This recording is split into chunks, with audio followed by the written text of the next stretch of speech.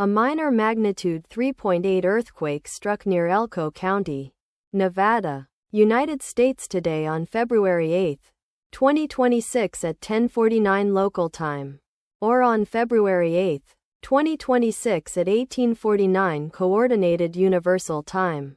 As reported by the USGS on its website, the earthquake was located at a shallow depth of 12.83 kilometers below the surface, at coordinates latitude 41.1033 and longitude -116.9115. The exact magnitude, epicenter and depth of the quake might be revised within the next few hours or minutes as seismologists review data and refine their calculations, or as other agencies issue their report. Towns or cities near the epicenter include Winnemucca, Humboldt County, Nevada, located 71 kilometers from epicenter.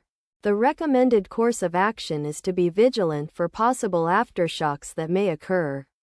Let us pray that this earthquake will not have a major impact on our brothers and sisters there, and that there will be no more earthquakes. Amen.